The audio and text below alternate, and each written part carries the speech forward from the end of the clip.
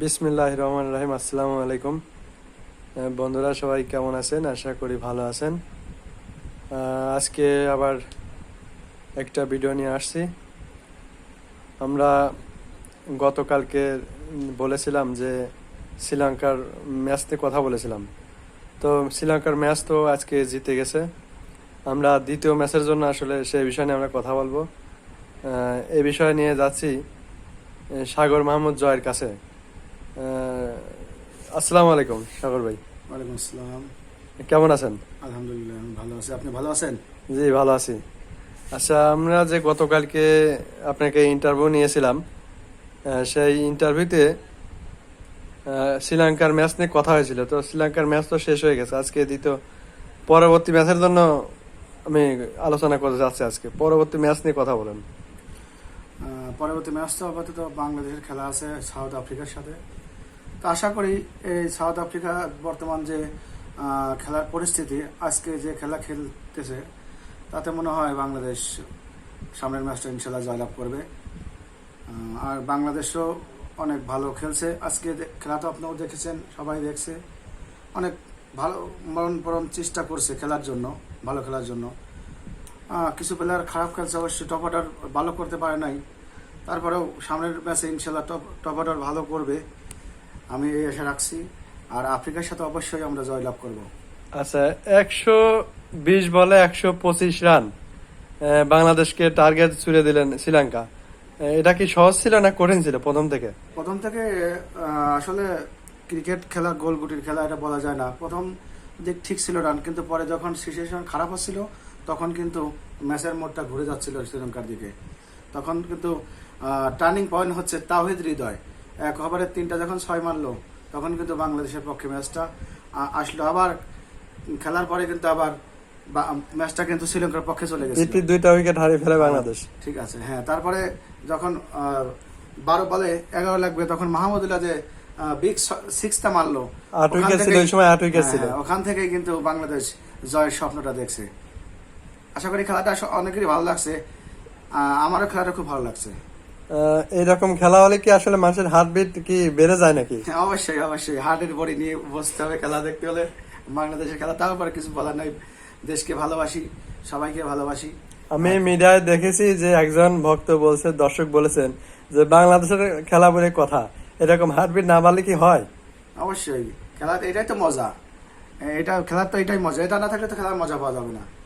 যে কোনো জিনিস সহজভাবে আপনি নেবেন, ওটা আপনি কখনো মজা পাবেন না। কঠিনভাবে যে জিনিসটা পাবেন, ওটা ধরে রাখতে পারবেন, ওই জিনিসটাই সবচেয়ে বেশি মজা পাবেন।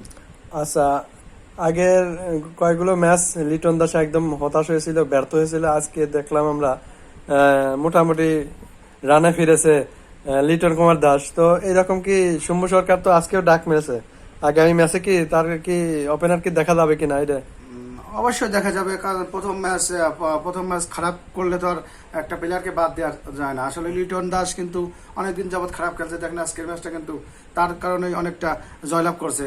কারণ লিটন দাস কিন্তু এক ভালো মানের প্লেয়ার। অবশ্য তার যে কোনো সমস্যার কারণে ভালো খেলতে পারে না, এবং সৌম্য কিন্তু অনেক বিশ্বমানের প্লেয়ার, ভালো খেলে। ঠিক আছে, তা আশা করি সৌম্য সামনের ম্যাচে ভালো করবে এবং তানজিদ তামিম ভালো করবে। ওপেনিংটা ভালো হবে ইনশাল্লাহ। তৌহিদ হৃদয় 20 বলে 40 রান করেছে, কতটুকু গুরুত্বপূর্ণ ছিল? আসলে এই যে ম্যাচটা, এই ম্যাচটা যাতে তাহিদ হৃদয় 20 বলে 40 রান অনেক গুরুত্বপূর্ণ ছিল। বিশেষ করে 1 ওভারে 3টা ছক্কা মারার পরে ওখান থেকে শ্রীলঙ্কা কিন্তু ব্যাকফুটে চলে গেছে। বাংলাদেশ ওখানেই থেকে জয়লাভ তাদের আশা শুরু করছে। আচ্ছা, আর একটা কথা, সেটা হচ্ছে আপনার মাহমুদুল্লাহ রিয়াদ শেষের দিকে ফিনিশিংটা দিয়েছে মাত্র 13 বলে 16টা রান। এটা কতটা গুরুত্বপূর্ণ ছিল ওই সময়টা? এটা অনেক গুরুত্বপূর্ণ ছিল, কারণ ওই সময় ছিল সব বোলিং ছিল, তারা তো মূলত ব্যাটিং না। মাহমুদুল্লাহ যদি না থাকলে অবশ্য ম্যাচটা মনে হয় কি হতো বলা যেত না। তবে মাহমুদের জন্য ম্যাচটা ভালো ফিনিশিং করার কারণে ম্যাচটা জয়লাভ করেছে বাংলাদেশ। 2 উইকেট হাতে রেখে একবার হাতে রেখেই ম্যাচ জিতে দেয় বাংলাদেশ। অবশ্যই অবশ্যই ইনশাল্লাহ। আচ্ছা, এই মাহমুদুল্লাহকে নিয়ে আমরা দেখেছি অনেক কথা হয়েছে, অনেক আলোচনা হয়েছে। এক পর্যায়ে মাহমুদুল্লাহ বাদও পড়ে গেছিল। যেভাবে আল্লাহ পাকের ইচ্ছা আবার সে আবার দলে ফিরে আসছে, এসে তার প্রতিভাটা কিন্তু আবারও দেখাইছে যে আমি এখনো ফুরিয়ে যাইনি। তো এই বিষয়টা আপনি কি বলেন? তার খেলা কিন্তু আগেও ভালো দেখেছি, আমার কাছে মনে হচ্ছে আগের থেকে সে আরো স্ট্রং হয়েছে। আমি ব্যক্তিগতভাবে মনে করি মাহমুদুল্লাহ একজন যেমন ক্রিকেটার যে নিজের স্বার্থে কখনো খেলেনি। সে যখন খেলা শুরু করে তখন থেকে নিজের দলের স্বার্থে খেলছে। বিশেষ করে যে সাকিব দেখেন, এরা কিন্তু নিজের স্বার্থ খেলেছে। কিন্তু মাহমুদুল্লাহ রিয়াদ প্রথম থেকেই কিন্তু নিজের স্বার্থ খেলেন, দলকে স্বার্থ। যখন তাকে ব্যাট করানো হয়েছে তখনই থেকে ভালো খেলছে। তার কারণে কিন্তু অনেকগুলো হারা ম্যাচও বাংলাদেশ কিন্তু জয়লাভ করছে। হ্যাঁ হ্যাঁ, এরকম অনেকগুলো ম্যাচ আছে, শ্রীলঙ্কার সাথেও যেতেছে এমন ম্যাচ আছে, দেখেছেন? অবশ্যই মেজাজ ট্রফিতে দেখেছি ফিনিশিংটা মাহমুদুল্লাহ অনেক অসাধারণ ভাবে দিয়েছে। মাহমুদুল্লাহ এমনি ব্যক্তিগতভাবে মানুষটা অনেক সুন্দর মনের মানুষ, সবার সাথে ব্যবহার ভালো, ঠিক আছে। তারপর অনেক বিশ্বমানের প্লেয়ার মাহমুদুল্লাহ রিয়াদ। আচ্ছা, মাহমুদুল্লাহ আরো কতদিন যাবত খেললে ভালো হয়? আপনি এই বিষয়ে নিয়ে কিছু বলেন, কতদিন খেললে ভালো হয় আরো? মাহমুদুল্লাহ রিয়াদ যেভাবে খেলছে তরুণদের সাথে কিন্তু তারা ভালো করছে, ঠিক আছে। সে তার ইচ্ছা, এটা ব্যক্তিগত ব্যাপারে। আমার মনে হয় যে সে যতদিন খেলতে চায় তাকে তার দলে রাখা উচিত, সুযোগ দেওয়া উচিত আমার মতে। আমি ব্যক্তিগত ভাবে বলবো বাংলাদেশকে আরো কয় বছর সার্ভিস দিলে আরো ভালো পর্যায়ে যাবে, আপনি কি বলেন? আমি আশা করি আপাতত আরো একটা টি-20 বিশ্বকাপ সে সার্ভিস দিক। ইনশাল্লাহ একটা বিশ্বকাপ তার দ্বারা বাংলাদেশ পাক, এই আশা করি। আমি যতটুকু শুনেছি এই ওয়ার্ল্ড কাপই তার শেষ ওয়ার্ল্ড কাপ। এর পরবর্তী কোনো ওয়ার্ল্ড কাপ হয়তো টি-20 ওয়ার্ল্ড কাপ খেলবে না শুনেছি। এখন পরবর্তী আসলে কি হবে জানি না। পরবর্তী সে ডিসিশন চেঞ্জ করতে পারে। সে এখন বলছে যে তার এখনো সিদ্ধান্ত নেয়নি। আশা করি সামনের বিশ্বকাপ, এটা মিডিয়া বলছে।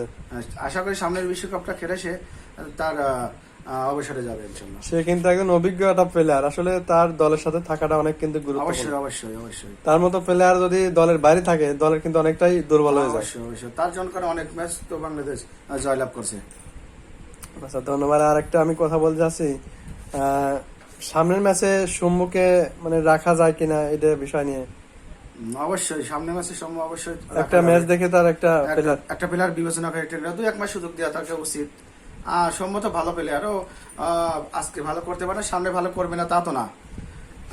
দেখেছেন তো খেলার লিটন দাস অনেকগুলো ম্যাচ খারাপ খেলে আজকে কিন্তু ভালো করছে।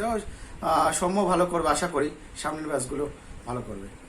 আমি দেখেছি শান্ত, তেমন একটা শান্তর পারফরমেন্স নাই, শম্ভু সরকার নাই পারফরমেন্স। তো এরা যদি আমার মনে হয় টপ অর্ডার আর একটু ভালো খেলে, তানজিম হোসেন, সাকিব, তো তামিম, এরা যদি ভালো খেলে আমার মনে হয় আরো খেলাটা আরো হার্ড হবে। অবশ্যই। আর সামনে কিন্তু শক্তিশালী দলও আছে। আপনি দেখেন শ্রীলঙ্কা কিন্তু এখন পর্যন্ত তেমন একটা এই বিশ্বকাপে ভালো দল না। এই বিশ্বকাপ কিন্তু বিবেচনা বলছি, তারপরে তাদের সাথে 125 রান চেঞ্জ করতে যায়, তাদের কিন্তু দ্বিধাবন্দির মধ্যে একটা পড়ে দেওয়া গেছিল যে এখন পর্যন্ত হেরেই যাবে। তারপরেও শেষ পর্যন্ত আল্লাহ রহমতে ম্যাচটা জিতছে। শুভকামনা জানাই বাংলাদেশ টিমকে, আগামী ম্যাচগুলো যেন এইভাবে জিততে পারে। শুভকামনা থাকলে বাংলাদেশ টিমের পক্ষে। সবাই টিভিতে খেলা দেখবেন, ইনশাল্লাহ আমরা সামনের মাসে জয়লাভ করবো। আচ্ছা, সবাই দোয়া করবেন। আমি এই মুহূর্তে আমার কথাগুলো শেষ করছি। আর যাওয়ার আগে একটা কথা আবারও বলে যাই, আমরা ঠকলেও বাংলাদেশ, জিতলেও বাংলাদেশ, সবকিছুতে আমরা সব মিলেই বাংলাদেশ, আগে পিছনে সব জায়গায় বাংলাদেশ। অবশ্যই অবশ্যই। ঠকলে পারে বাংলাদেশ টিমের পাশে থাকতে হবে সবসময়, তাকে সাপোর্ট করতে হবে। এই না যে হারলো আর জীবনে জিতবে না, জিতবে ইনশাল্লাহ, কালো আবার জিতবে। বাংলাদেশ কিন্তু এতটা খারাপ টিম না, আমরা জানি সবাই। যে কোনো দলকে হারানোর সামর্থ্য আছে বাংলাদেশে।